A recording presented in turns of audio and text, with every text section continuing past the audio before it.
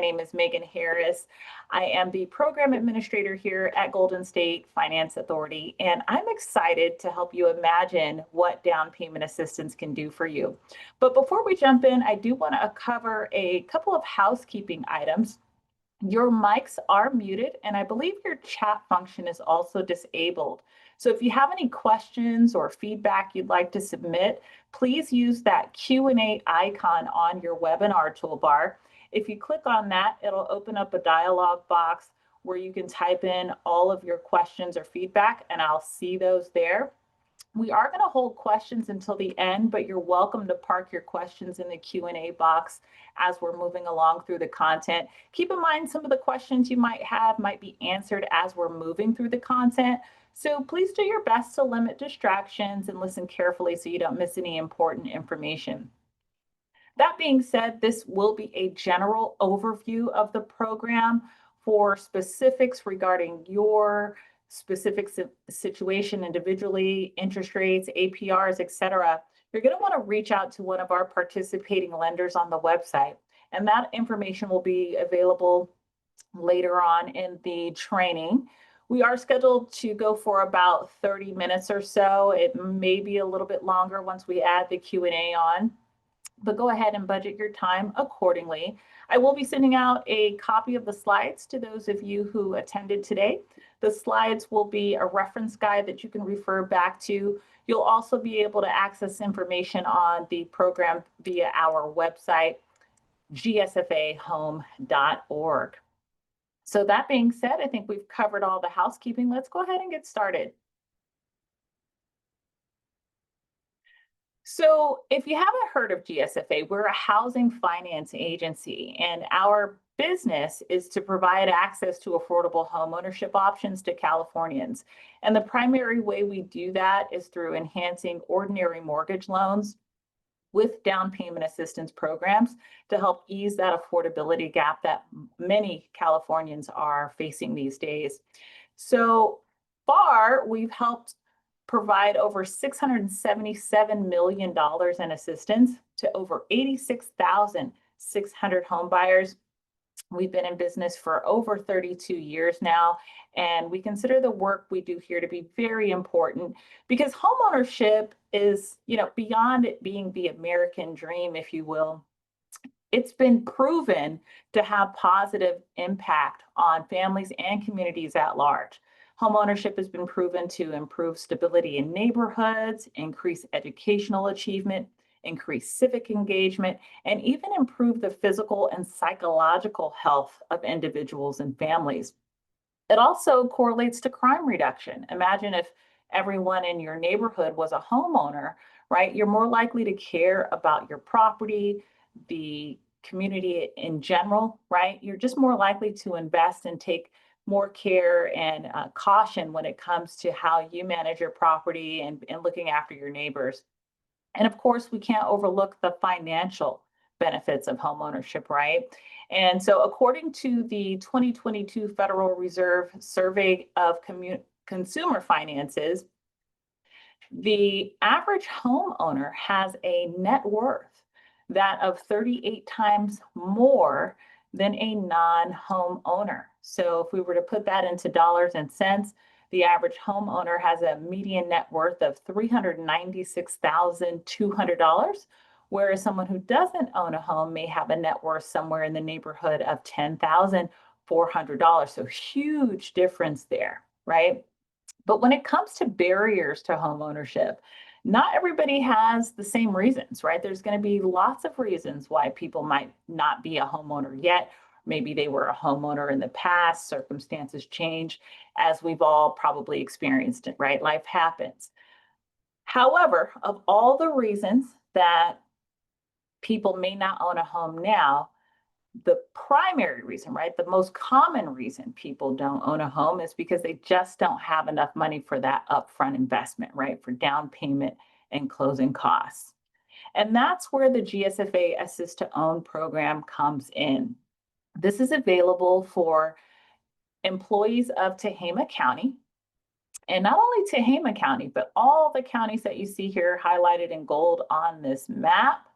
They're all considered rural counties, and they're all members of GSFA. And so anyone you know who may be an employee of some of these other counties can be eligible for assist to own as well. And these counties might be a little hard to see here on the map, but we do have a detailed list of the counties on our website. So what the assist to own program does is it allows rural county workers to access a program that can provide up to 5.5% in down payment and closing cost assistance. You don't have to have perfect credit to qualify, and you don't even have to be a first-time home buyer. And even though you do have to be a county employee, you can actually purchase or refinance anywhere in the state of California as long as you live in that home as your primary residence. And that's a great enhancement, especially for folks who are working remotely now where we have more flexibility since COVID. So I want to show a quick example of the difference the assistance can make for the average person. So let's say you're in the market to purchase a $395,000 home, and you're going to use a standard FHA loan, which is a government loan. Now with FHA, it does require a 3.5% down payment. That works out to $13,825. Okay. Now, your loan amount, which is going to be the difference between the purchase price and the down payment, plus upfront mortgage insurance when it comes to FHA, works out to $387,846. Now, if you were to get 5% in assistance from our down payment assistance program, you would get 5% of this figure, your total first mortgage loan amount, in assistance. So that works out to $19,392, which we can see is more than enough to cover the entire down payment and leaves over $5,000 left that can go towards closing costs. And this is just one example of how the assistance can be applied to the transaction. There are a number of ways the assistance can be used, but it's typically limited to just the ordinary and customary expenses when it comes to purchasing a home and closing escrow on a home. And if you're unfamiliar with closing costs, those are just the standard fees and expenses that come along with closing escrow on a home, right? So those are your lender fees, your title and escrow fees, maybe taxes, insurance, etc. Okay. So as I mentioned, the use of the funds can be applied towards any ordinary and customary expense when it comes to purchasing a home or refinancing in this case, because you can also use the program for refinances. What you can't use the assistance for would be making repairs to the property that you're planning on buying or paying off your own debt to help you qualify for the mortgage loan. So again, you want to make sure whatever you're using the assistance for is applicable to purchasing the home specifically. Also, if you want to pay down the principal balance on your first mortgage loan, which is going to be the primary loan that you'll be repaying when you purchase a home, you can use that. You can use the assistance to help curtail that expense as well. There's no minimum or maximum contribution on the buyer's end, so you don't have to have a certain amount of money to put into the pot in order to use this program. If you have your own money, you're welcome to throw that in the pot as well. If you get a gift from an eligible source, that's totally fine. We have an example here using that $395,000 purchase price. So let's say you get a gift from family, right? $5,000. You have your own money that you want to put in the pot. Again, not required, but totally optional. $10,000, and then you get assistance from our program. So that's $19,392. Now you have a $34,392 down payment, which is going to take your mortgage loan down from the full $395 down to $366.08. So obviously that's going to save you money over time. So again, just another example of how you can leverage the assistance to your advantage. So let's get into the details of how the assistance is set up. So the assistance comes in two different forms. So the first form is going to be provided to you as a silent second mortgage, and it's going to be equal to 3.5% of your first mortgage loan amount if you're using a government loan. So that's going to be FHA, VA, or USDA. If you're using a conventional loan, the second mortgage loan amount will be equal to 3% of your first mortgage loan amount. Now, this is a silent second. So what that means is there's not going to be any monthly payment on that second. There will also be no interest on that second. You'll simply pay it off whenever you sell the home, if you refinance, or in 30 years when your first mortgage loan matures, whichever comes first. In addition to the silent second portion of assistance, there's going to be a gift available that goes up to 2% of the first mortgage loan amount. The gift portion of assistance is immediately forgiven after close of escrow and never has to be repaid. It is subject to market availability, which just means that the amount of assistance available as a gift can fluctuate depending on what's going on with the market.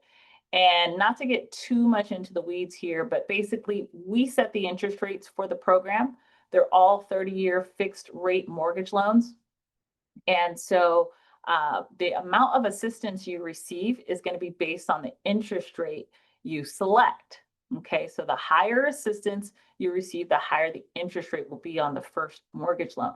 And so we keep our rates affordable. They're usually at or below market. And in the event interest rates are too high in the market, which we follow, then there may be a reduction in the amount of assistance available at a given time just to make sure that interest rate remains affordable. So when it comes to occupancy and property guidelines, as I mentioned before, as long as you're a Tehama County employee, you can actually purchase anywhere in the state of California as long as you live there as your primary residence. We allow 1 to 4 unit single family homes. So 1 to 4 units means single family, right? So that's just your standard. It's not a multifamily, right, where you have like an apartment complex, but it's up to 4 units. So 2 units, that's going to be a duplex. 3 units is going to be a triplex. 4 units is going to be a fourplex, right? So you can get up to 4 units, which is another way people are kind of hacking their way into home ownership these days, because they can live in one of the units and then rent out the rest of the units that are in that property. So that enables them to essentially have someone else paying their mortgage. So that's a great way for folks to kind of leverage their opportunity into home ownership. Also, if you're interested in a condo, a planned unit development, which are typically properties that have some kind of HOA, that are in some kind of development community, right, where there's a builder and whatnot. And then manufactured homes are also allowed under the program. Those tend to be more on the affordable end of home ownership. They look just like regular single family homes. However, they are actually built in a factory and assembled on site. So it makes them a little bit more accessible for folks who aren't rolling in the dough, okay? Now, when it comes to properties we can't finance into the program, that's going to be your co-ops, investments, second and vacation homes. So again, just want to make sure that you are living in the home as your primary residence.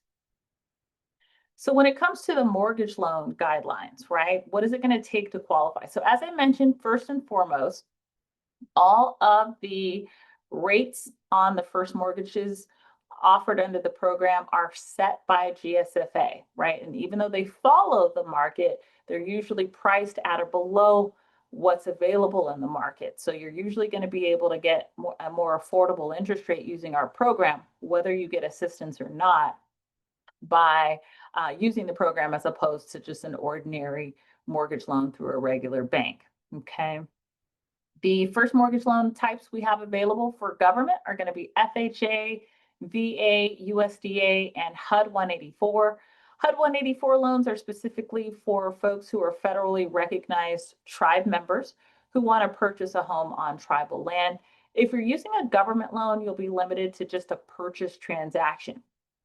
Our conventional loans are available through Freddie Mac, HFA Advantage, and that's where you can do a purchase or a refinance. And that's going to come in handy after you become a homeowner, or if you're already a homeowner, you'll have the opportunity to refinance using this program as well and save some money on your interest rate as well as your closing costs.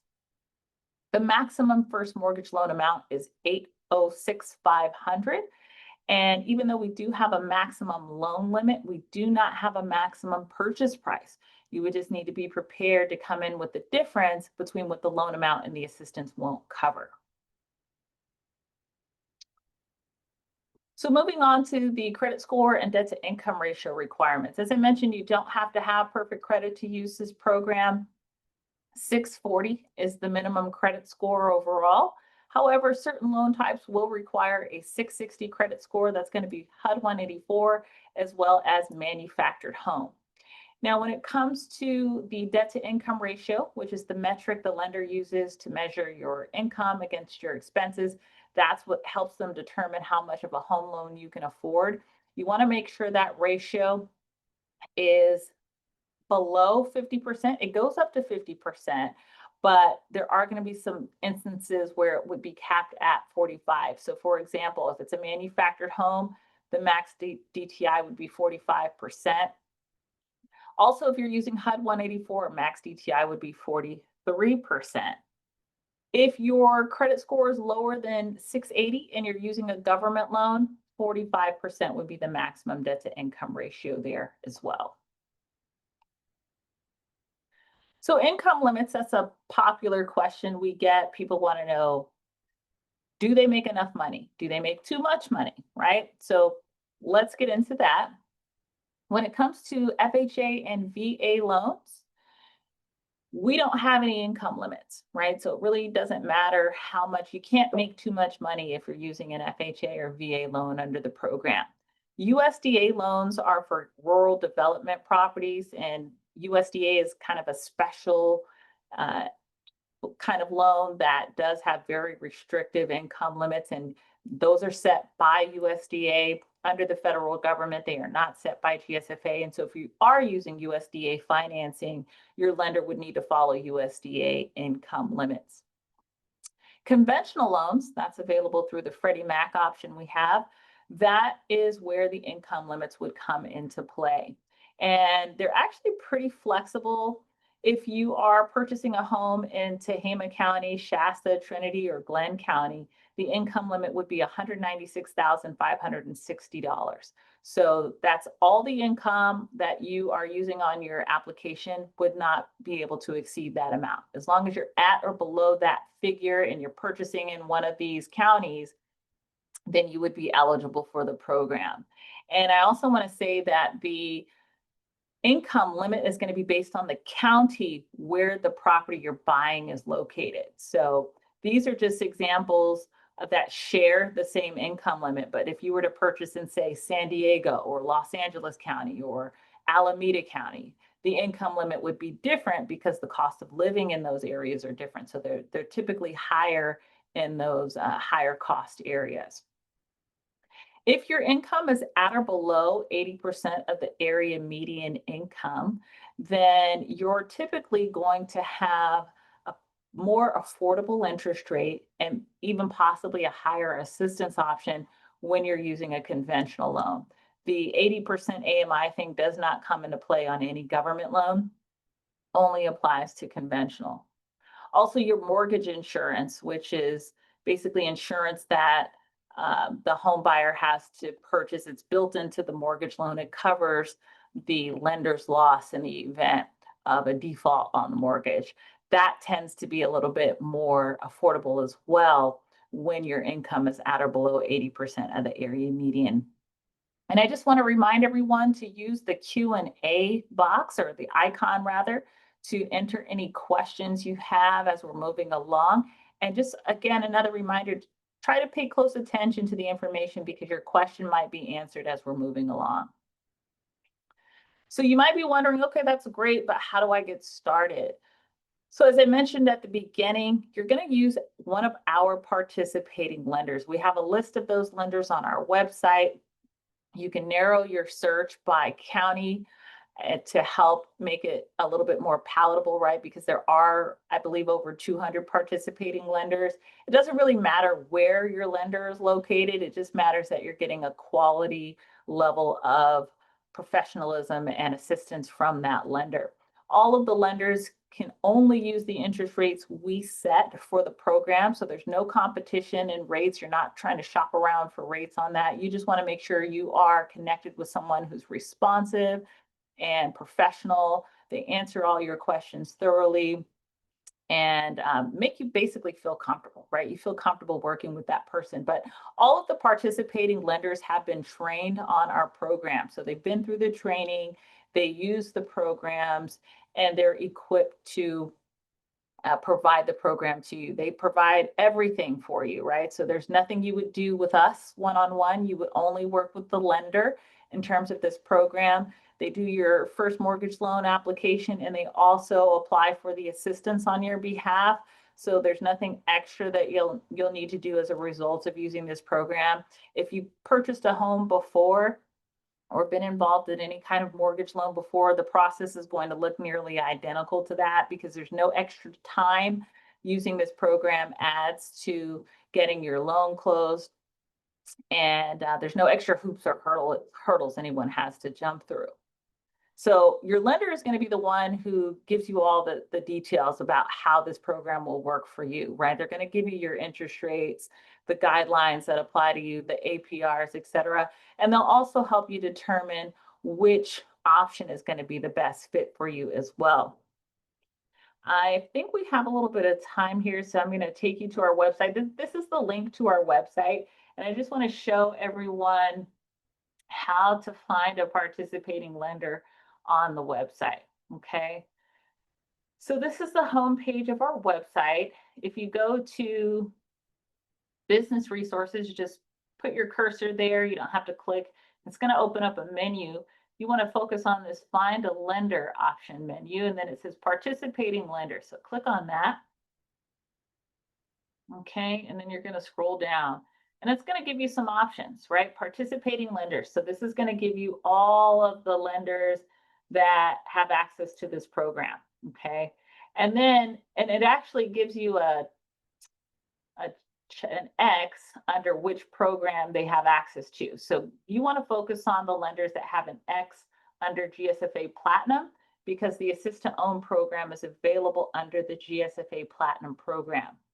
Now, if this list is a little too overwhelming for you, you can click on branch locations by county, and then it'll allow you to choose a county from the drop-down box. So if we were to choose Tehama County, the list just got a lot shorter, right? A lot more manageable. Now, you'll also notice that it gives you a general company name, right? So you're not getting individual loan officers here.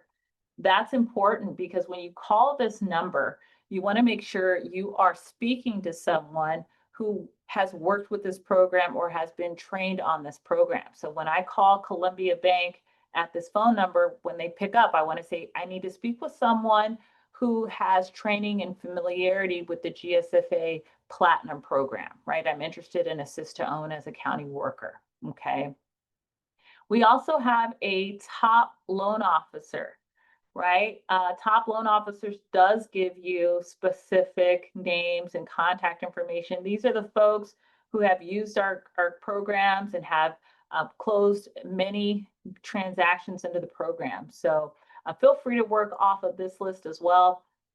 As I mentioned before, the proximity of your loan officer isn't really important because mostly everything done when you are buying a home happens virtually, right? Except for when you sign documents, that's when they send a signing agent out to wherever you are to do a remote signing for you. So, but aside from that, pretty much everything you do is going to be virtual.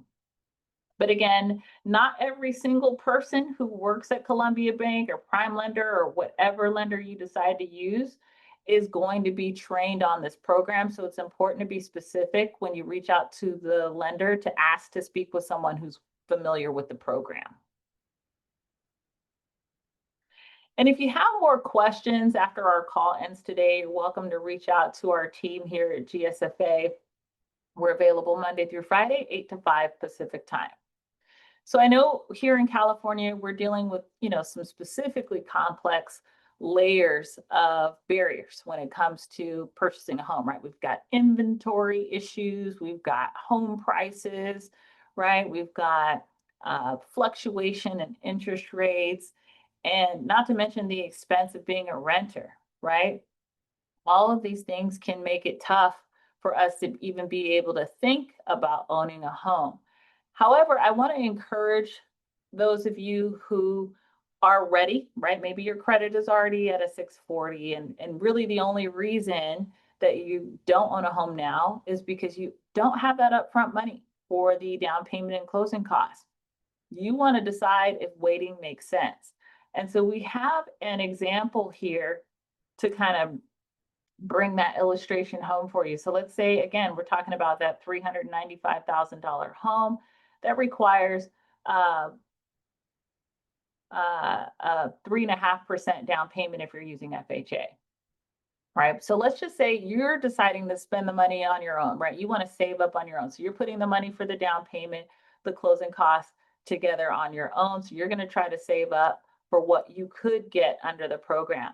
If you were to take $300 a month to set aside to get up to that amount, it would take you almost 6 years to get to what you would get from this program in, less than 30 days. Now, that's if you were even consistently able to save that $300 a month, right? Because as I mentioned before, life happens. We've all been there, right? Now, in that same 6 year period, had you just used the program, your property value when you bought it would have increased by over $116,000 in that same 6 years, right? So you would have exponentially more wealth than you would trying to save $300 a month. And that's what we call an opportunity cost. And those are the kind of decisions and opportunity costs that you'll need to weigh when you're determining whether or not now is the right time for you. And you don't have to take my word for it. We do have a series on our YouTube channel called Journey to Home Ownership, which chronicles the experience that real life people have had using our program. They take you through the highs, the lows, whatever the experience might be. And I want to just say, if you've ever bought a home, that process is stressful by itself. Okay. So using a program like this is going to give you some down payment assistance, some closing cost assistance, can help ease some of that stress. But I just want to say it's not a perfect, situation, right? Nothing's perfect. But I will say that having the added peace of mind of knowing that you have the money to buy the home you want, and if you've already been saving money, you can set that aside for a rainy day, right? Or just for extra comfort, right? Emotional support money, right? It all comes together in the end. So I just want to encourage you to check out that YouTube series. So if you need a little bit more reassurance about the program and hear from real live people on how it worked for them, please head to our YouTube channel. And that does it for our presentation today. I want to thank everybody for their time and interest. We can go ahead and open it up for questions now. If you have them, please go ahead and drop them in the Q&A box. If you don't have any questions, no pressure to stay on the call. You're welcome to drop off and enjoy the rest of your day. I'm going to go through the questions now. Again, Q&A box for questions. First question, do student loans count in the debt to income ratio? So it depends on the loan type that you're using, and your lender will go over those specifics with you, but usually they use the monthly payment that you have on the student loans to factor in to the debt to income ratio. And depending on the loan type, if let's say your loan is in deferment and you don't have a payment, depending on the loan type, 1% of your loan balance might be used as a monthly payment. But again, that's going to be a conversation you want to have with your loan officer, because they're going to be able to make that specific to the type of loan you're doing and your specific student loan situation. Next question, does this program require that you have a year of no late payments shown on your credit to qualify? No. So our program doesn't dictate anything about late payments. One of the beautiful things about the program is it doesn't change what you would ordinarily go through if you weren't using the program. So any standard guidelines for an ordinary mortgage loan generally apply when it comes to using this program. So we don't dictate how many late payments you can have in the past 12 months or any of that, right? That's going to be determined by your loan type. So for example, if you're using an FHA loan, FHA is going to have specific requirements about how many lates you can have or other details about your credit profile. Same thing with conventional, VA, USDA. So they're all individual loans and they all have different criteria for your eligibility. And that's where connecting with a participating lender is going to be helpful because they can kind of drill down on those specifics, help you determine what kind of loan you need and what the requirements for that loan are. Question, are you able to get a loan to build a property on a lot or just a home? So you cannot use this program to build a home on your own, but you can use it to purchase a home that hasn't been built yet, that's being built by a developer. Okay, so new construction is allowed, but not your personal project construction, right? It has to be through a licensed developer. Next question, what constitutes having the home as your primary residence? Is there a time limit for that? So constituting the home as your primary residence means you live there, right? Your social security number, any information that has your sensitive documents, whatnot, it's mailed to that address, right? You live there as your primary residence, meaning that's where you lay your head at night. It's not a vacation home. It's not a rental. It's not a second home. This is where you live, right? When you buy a home as your primary residence, the expectation, according to the deed of trust, is that you live there for at least 1 year, okay, full time. Next question. My husband owns his home, but is quite small, and we would like to buy a bigger place to live in now that we're married. Would we be eligible? Yes. So as I mentioned, you don't have to be a first-time home buyer to use this program. And even if you already own a home, or maybe you have a rental property or you're on title to someone else's property, that doesn't exclude you from being eligible. As long as you're using this program to purchase a primary residence, right? Meaning you'll live there full time as your home. You can use this program. Now you'll have to keep in mind that any mortgage loans or debts associated to that property could factor into your DTI, depending on what you're planning to do with that home, right? If you're planning on retaining the other home as a rental property or a second home, that's going to dictate how that payment impacts your DTI to qualify for the home loan on your new primary residence. Okay, so just keep that in mind. And again, those are details that your loan officer can go over with you. Next question, could you use this program to refinance a home, remodel, for example, FHA 203K, or does that fall under the not allowed section? So FHA 203K, yes, there is a version of 203K that is allowed under the program. It's not the full, it's the streamlined 203K, which, so for those of you who don't know, a 203K loan is available through FHA and it allows you to make a full rehab on a property, right? And so FHA provides you the money that you need to make repairs. Let's say you decide to buy a dump that needs a complete makeover, like overhaul, right? 203K can help with that. And they will give you the money to not only purchase the home, right, for the price that it was listed for or whatever you negotiate, but it'll also give you money to make repairs on that. There is another version of 203K called a streamlined 203K. And that version limits the repairs to, I think, somewhere around 50,000 or something like that. Don't quote me. Definitely consult with your lender on that. But it's basically not the full makeover as you would get with an ordinary 203K. That being said, 203K Streamline is an option for a loan type under the Platinum Assist to Own program offered by GSFA. Also the FHA EEM program, that's the energy efficient mortgage.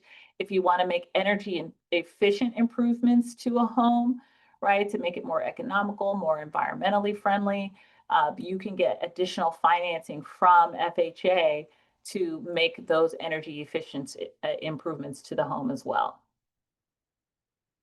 Next question. I also think I heard you say earlier that multifamily homes are not allowed, but 1 to 4 unit and condos are. My question is, what's the difference between a condo and a multifamily home? Yeah, so a multifamily home is when one person has ownership of 6 or 5 units or more. Okay. Whereas a condo is you only have ownership of one of the units in that project, right? So, and you only have ownership of the interior unit. The exterior is owned by the homeowners association. So, if you were to buy 1 to 4 units, right? So let's say it's a fourplex, you are the owner of all 4 of those units. You would live in one of those units and then you would rent out the rest of the 3. But in a condo, let's say it has a condo complex, let's say it has like 60 units, you only have ownership of the interior of one of those units. Okay. So that would be the distinction there. Next question. Does the 5.5% assistance stack? If my girlfriend and I were to buy a house and we both work for the county, would it be 11%? No. So it is limited to the max of 5.5% per transaction, right? So it's not everybody gets 5.5% who's on the application. It's per transaction up to 5.5%. Great question. Next question. What should we consider when choosing between conventional loan versus FHA? Well, each of those loan types has different characteristics. They have different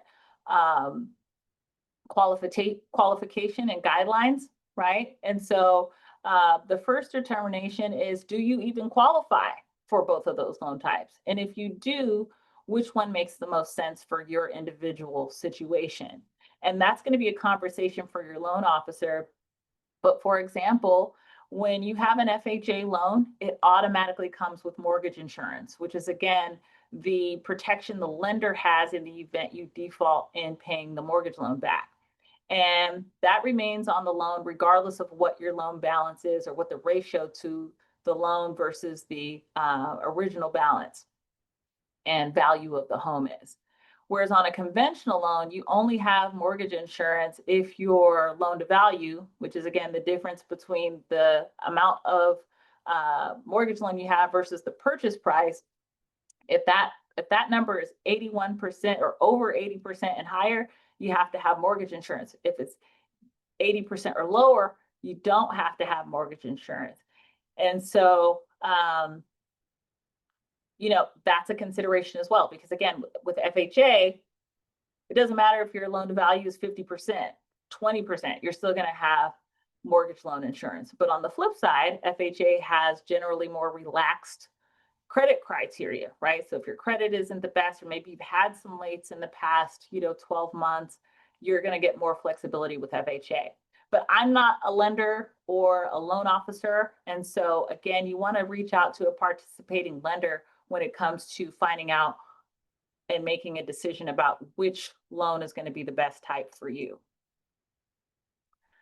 Next question. I think you mentioned this earlier, but I can't remember. Are you sending out a recording of this presentation to our emails or just the slides? So I'm going to be sending out the slides from the presentation.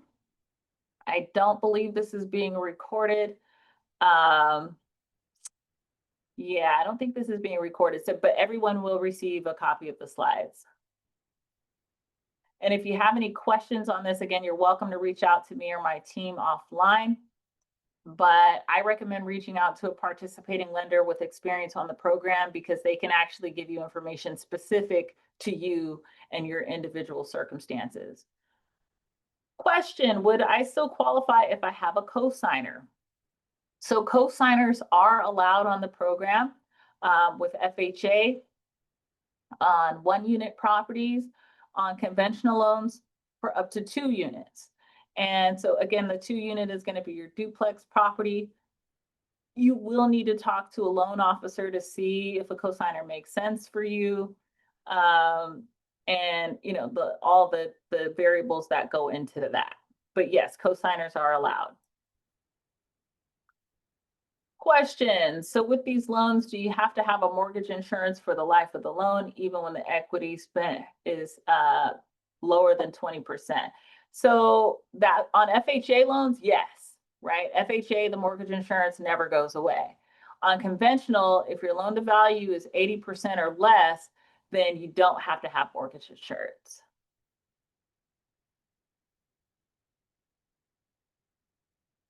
Okay, so some great questions there, and we still have time.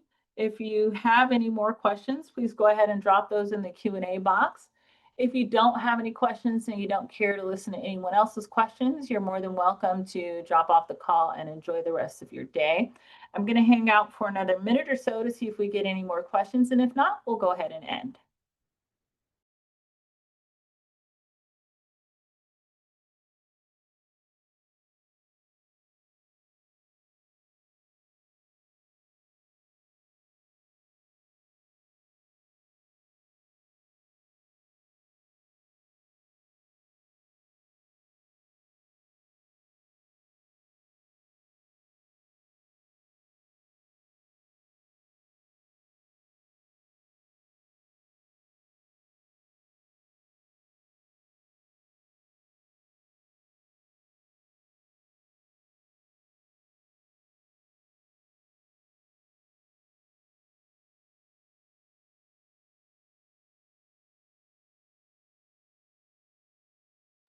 Question, maybe this was answered, but what do we add, you guys, to the application for itself?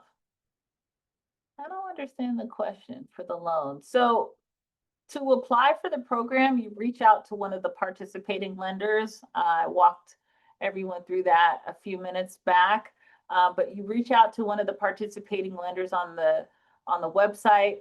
You ask to speak with someone who has experience with this program. Make sure you feel comfortable working with them. Let them know that you're interested in applying for the GSFA Assist to Own program, and they do everything for you. So they take your application for the first mortgage loan, and they also apply for the assistance through the program for you as well. So there's nothing you need to do individually aside from reaching out to one of our participating lenders on the website.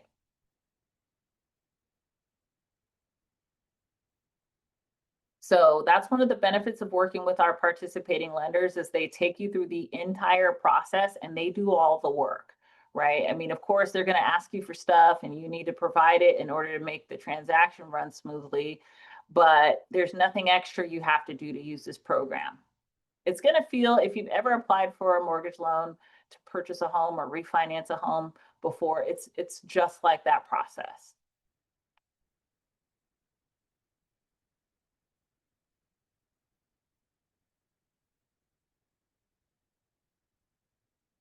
Okay, and again, I think we're just about at time, but if you have any questions, you're more than welcome to reach out to me or my team offline and we'll be happy to support you.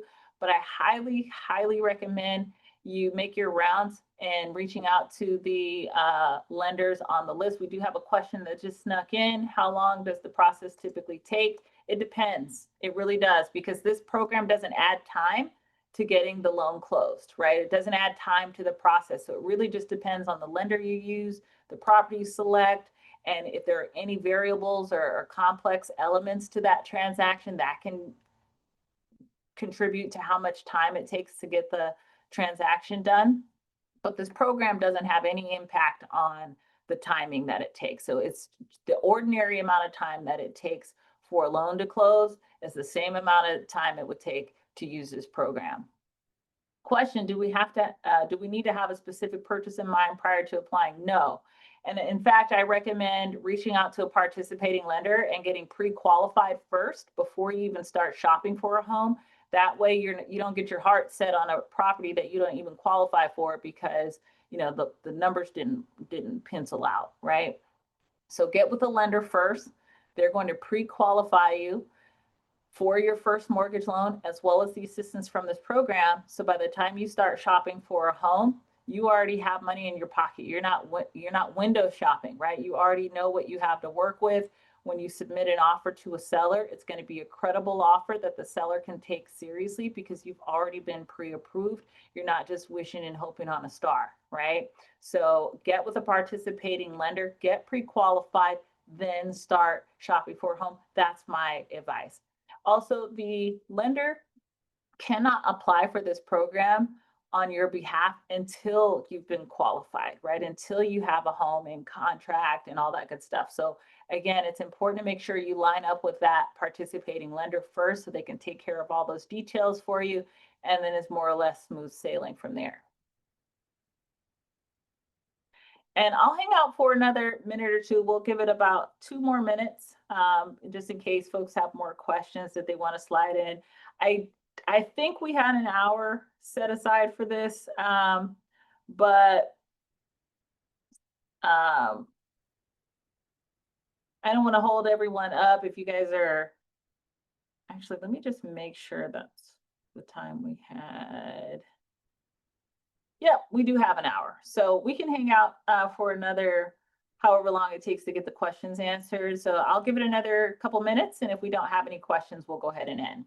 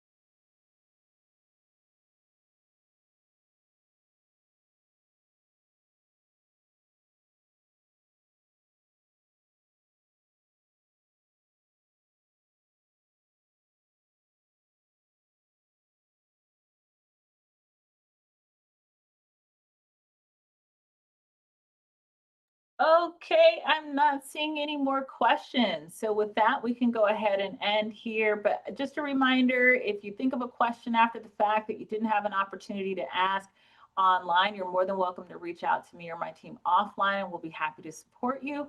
But again, I feel like it's probably going to be more effective for you to reach out to one of those participating lenders if your question is specific to your personal situation. That way they can give you a more detailed response. Okay. So once again, thank you all. I'm going to be sending out the slides here within about 1 to 2 business days. So keep an eye out for that. It's going to be a PDF attachment sent to the email address that you register for training with. Once again, thank you all for joining me today and take care and best of luck to you on your homeownership journey.